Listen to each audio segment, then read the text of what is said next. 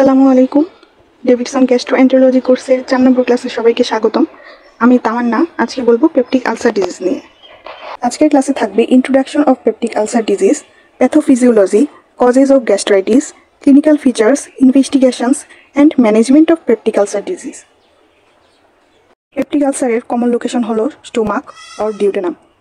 এছাড়াও lower oesophagus, জেজুনামে surgical অ্যানাস্টেমোসিসের পরে এবং রিয়ারলি ম্যাকালস ডাইভার্টিকুলামের পাশে আইলিয়ামে হতে পারে। তুলনামূলকভাবে মেলদের গ্যাস্ট্রিক এবং ডিউডেনাল আলসার বেশি হয়। 90% ulcer located on the lesser curvature within the antrum or at the junction between body and antral mucosa. Duodenal ulcer first part of ডিউডেনামে বেশি হয়। কখন আলসার বলবো এবং কখন ইরোশন বলবো? যদি লেশন মাস্কুলারিস মিউকোসা পেনিট্রেট করে তাহলে আলসার বলবো, আর যদি লেশন মাস্কুলারিস মিউকোসার উপরে থাকে, মাস্কুলারিস মিউকোসাকে পেনিট্রেট না করে, তখন বলবো erosion. Pathophysiology of peptic ulcer disease. Peptic ulcer ডিজিজের মোস্ট ইম্পর্টেন্ট রিস্ক ফ্যাক্টর হলো হেলিকোব্যাক্টার পাইলোরি। এছাড়াও অন্যান্য রিস্ক ফ্যাক্টরের মধ্যে রয়েছে NSAIDs and smoking. Helicobacter pylori is a gram-negative bacteria which is spiral and has multiple flagella at one end. Flagella থাকায় Helicobacter pylori the motile bacteria. Helicobacter pylori urease enzyme তৈরি করে ইউরিয়েজ ইউরিয়াকে অ্যামোনিয়াতে convert করে, যার কারণে pH বেড়ে যায় এবং নিউট্রালের কাছাকাছি চলে যায়। পিএইচ বেড়ে গেলে ব্যাকটেরিয়ার গ্রোথও বেশি হয়। Helicobacter pylori locally chronic inflammation করে, ইনফ্লামেশনের সিভিয়ারিটি অনুযায়ী ক্লিনিক্যাল আউটকাম হবে। হেলিকোব্যাক্টার পাইলোরির ইনফ্লামেশনে ফ্যাক্টর হিসেবে কাজ করে CAG-A অ্যান্ড VAC-A জিন। CAG-A জিন রেপ্লিকেশন অ্যান্ড অ্যাপোপ্টোসিস হতে দেয় না, অন্যদিকে VAC-A জিন পোর ফর্মেশন করে, যার কারণে সেলের মাইক্রোনিউট্রিয়েন্ট ইফ্লাক্স হয়ে যায় এবং সেল অ্যাপোপ্টোসিস ইন্ডাকশন করে লোকাল ইমিউন সেল অ্যাক্টিভিটিকে কমায় দেয়। হেলিকোব্যাক্টার পাইলোরির ক্রনিক ইনফ্লামেশনের জন্য মেজরিটি ক্ষেত্রে কোনো সিগনিফিক্যান্ট ক্লিনিক্যাল আউটকাম ডেভেলপ করে না।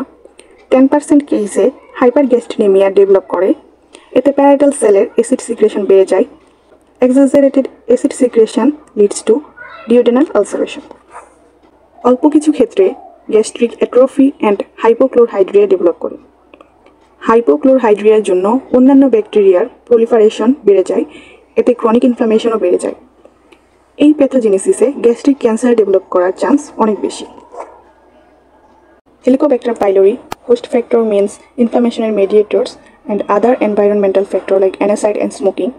এগুলোর কারণে এন্ট্রাল গ্যাস্ট্রাইটিস, প্যানগ্যাস্ট্রাইটিস হতে পারে এবং সেখান থেকে ডিউডেনাল আলসার, গ্যাস্ট্রিক আলসার এবং গ্যাস্ট্রিক ক্যান্সার হতে পারে।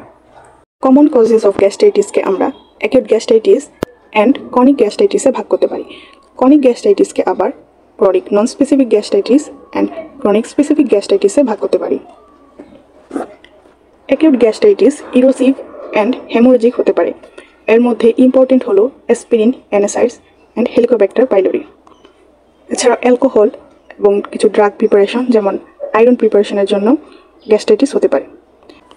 সিভিয়ার ফিজিওলজিক্যাল স্ট্রেসের জন্য গ্যাস্ট্রাইটিস হতে পারে। ফিজিওলজিক্যাল স্ট্রেস কন্ডিশনে কর্টিসল সিক্রেশন বেড়ে যায়, যার কারণে স্টোমাকের ব্লাড সাপ্লাই কমে যায় এবং গ্যাস্ট্রাইটিস হওয়ার চান্স বেড়ে যায়। বাইলি ফ্লাক্স এবং ভাইরাল ইনফেকশনের জন্য গ্যাস্ট্রাইটিস হতে পারে। হেলিকোব্যাক্টার পাইলোরি ক্রনিক ইনফ্লামেশনও করে। এছাড়া রয়েছে autoimmune and post gastrectomy. Rare কন্ডিশনে cytomegalovirus, tuberculosis, Crohn's disease, systemic diseases এবং কিছু ইডিওপ্যাথিক কারণে গ্যাস্ট্রাইটিস হয়ে থাকে। Clinical features of peptic ulcer disease. Most common clinical feature হলো recurrent abdominal pain. Recurrent abdominal পেইনের 3টে ইম্পর্টেন্ট ক্যারেক্টারিস্টিক হলো এটা এপিগ্যাস্ট্রিয়ামের লোকালাইজড থাকবে, এটা ফুডের সাথে রিলেশন থাকবে এবং এটা এপিসোডিক পেইন। গ্যাস্ট্রিক আলসারের ক্ষেত্রে খাবার খাওয়ার পরে ব্যথা বাড়বে এবং ডিউডেনাল আলসারের ক্ষেত্রে খাবার খেলে ব্যথা কমবে।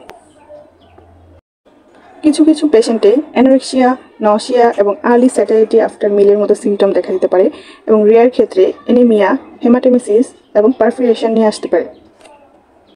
Complications of peptic ulcer disease. Peptic ulcer ডিজিজের কমপ্লিকেশন হিসেবে পারফোরেশন, গ্যাস্ট্রিক আউটলেট অবস্ট্রাকশন এবং ব্লিডিং হতে পারে। পারফোরেশন হলে পেশেন্টের স্টোমাক কন্টেন্ট পেরিটোনিয়াল কেভিটিতে চলে আসে এবং পেরিটোনাইটিস হয়। পেরিটোনাইটিসে sudden severe upper abdominal pain হয় and which become generalised. Board like rigidity পাওয়া যাবে এবং বাওয়েল সাউন্ড অ্যাবসেন্ট থাকবে। পারফোরেশন অলওয়েজ সার্জিক্যালি ট্রিট করতে হবে। Another complication of peptic ulcer disease is gastric outlet obstruction. Gastric outlet অবস্ট্রাকশনের অনেকগুলো cause রয়েছে। যদি পেশেন্টের আলসার থেকে ফাইব্রোসিস হয়ে যায়, এছাড়া পাইলোরাসের কাছাকাছি আলসার হলে ইনফ্লামেশনের জন্য ডেভেলপ করা ইডিমা পার্শিয়াল অবস্ট্রাকশন ডেভেলপ করে। এন্ট্রাল কার্সিনোমার জন্য গ্যাস্ট্রিক আউটলেট অবস্ট্রাকশন হয়ে থাকে। গ্যাস্ট্রিক আউটলেট অবস্ট্রাকশনের ক্ষেত্রে patient nausea, vomiting, abdominal distension, large quantity vomiting with foul smell এগুলো নিয়ে প্রেজেন্ট করবে। এক্ষেত্রে fluid and electrolyte imbalance correct করতে হবে এবং কজ অনুযায়ী সার্জারি বা অন্য ট্রিটমেন্ট দিতে হবে। Investigations for peptic ulcer disease. Duodenal and gastric আলসারের জন্য upper GI endoscopy is the procedure of choice. Gastric আলসারের ক্ষেত্রে বায়োপসি অলওয়েজ মাস্ট এবং আপ টু হিলিং পর্যন্ত ফলো আপে রাখতে হবে, কারণ গ্যাস্ট্রিক আলসারের ক্ষেত্রে মেলিগনেন্সির সম্ভাবনা রয়েছে। কিন্তু ডিউডেনাল আলসারের ক্ষেত্রে মেলিগনেন্সির সম্ভাবনা খুবই কম, তাই ডিউডেনাল আলসারে বায়োপসি লাগে না। This is a figure of endoscopic identification of duodenal ulcer. আরও কিছু ইনভেস্টিগেশনস রয়েছে হেলিকোব্যাক্টার পাইলোরি আইডেন্টিফিকেশনের জন্য। হেলিকোব্যাক্টার পাইলোরি আইডেন্টিফিকেশনের টেস্টগুলোকে দুই ভাগে ভাগ করা হয়, non invasive and invasive. Non invasive টেস্টের মধ্যে রয়েছে সেরোলজি, ব্লাড টেস্টের মাধ্যমে আমরা আইডেন্টিফিকেশন করতে পারি। আর ইম্পর্টেন্ট হলো carbon urea breath test. Urea breath টেস্টে পেশেন্টকে 13 কার্বনযুক্ত ইউরিয়া খাওয়ানো হবে। আমরা জানি নর্মালি কার্বন 12 কার্বন হয়। হেলিকোব্যাক্টার পাইলোরিতে থাকা ইউরিয়াস এনজাইম ইউরিয়াকে ব্রেকডাউন করে অ্যামোনিয়া এবং কার্বন ডাইঅক্সাইড তৈরি করবে। কার্বন ডাইঅক্সাইড লাংস দিয়ে বের হয়ে আসবে এবং এই কার্বন ডাইঅক্সাইডের কার্বনটা রেডিও অ্যাক্টিভ থাকবে এবং পেশেন্ট একটা মেশিনের মধ্যে শ্বাস ফেলবে এবং ওই মেশিনটাই রেডিও অ্যাক্টিভ কার্বনটাকে আইডেন্টিফাই করবে। রেডিও অ্যাক্টিভ কার্বন পাওয়া গেলে ইউরিয়া ব্রেথ টেস্ট পজিটিভ হবে। নন ইনভেসিভ টেস্টের মধ্যে আরও রয়েছে ফিকাল অ্যান্টিজেন টেস্ট। ইনভেসিভ টেস্টের মধ্যে রয়েছে histology, rapid urease test, microbiological culture. এর মধ্যে মাইক্রোবায়োলজিক্যাল কালচারকেই গোল্ড স্ট্যান্ডার্ড বলা হয়। হেলিকোব্যাক্টার পাইলোরি টেস্টের আরও কিছু ইন্ডিকেশন রয়েছে, যেমন extranodal malignant zone lymphoma of MALT type, টিবিয়াস endoscopic resection of early gastric cancer, dyspepsia, long term NSAID ও লো ডোজ অ্যাসপিরিন ইউজার্স।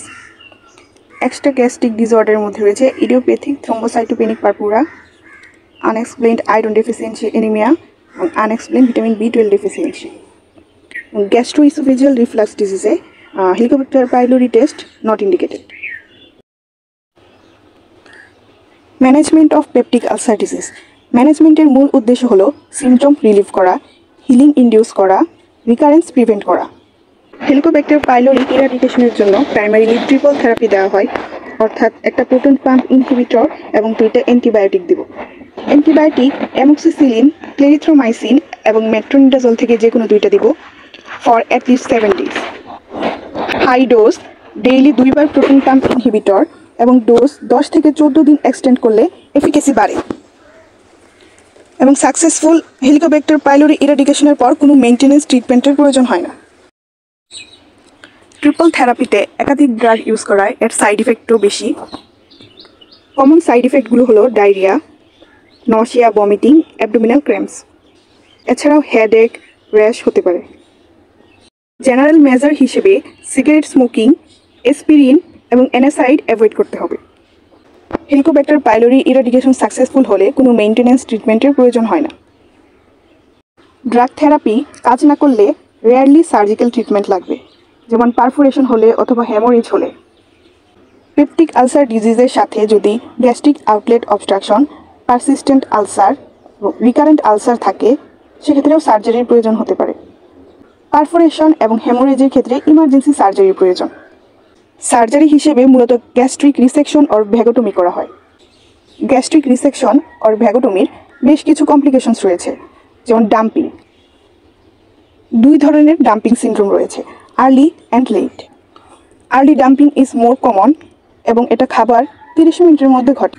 সার্জারির সময় গ্যাস্ট্রিক রিসেকশন করা হয় এবং গ্যাস্ট্রোজেজোনোস্টমি করা হয়, ফলে স্টোমাকের কন্টেন্ট দ্রুত জেজোনামে চলে যায়।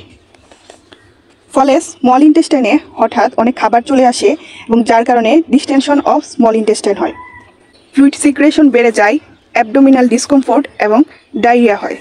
লোকাল হরমোন সিক্রেশন বেড়ে যায়, ফলে ফ্লাশিং, পালপিটেশন, সুইটিং, টেকিকার্ডিয়া এবং হাইপোটেনশনের মতো সাইন সিমটমস দেখা যায়। আর্লি ডাম্পিং সিনড্রোম অ্যাভয়েড করার জন্য পেশেন্টকে লার্জ মিল অ্যাভয়েড করতে বলতে হবে। লেট ডাম্পিং সিনড্রোম খাওয়ার 1 থেকে 3 ঘন্টার মধ্যে হয়ে থাকে। বেশি খাবার স্মল ইন্টেস্টাইনে চলে যাওয়ায় বেশি গ্লুকোজ অ্যাবজর্ব হচ্ছে এবং এক্ষেত্রে ইনসুলিনও বেশি সিক্রেট হচ্ছে, যার কারণে রিঅ্যাক্টিভ হাইপোগ্লাইসেমিয়া হবে এবং এটার ম্যানেজমেন্ট হিসেবে পেশেন্টকে আবার খেতে হবে। Another complication is chemical gastropathy or bile reflux.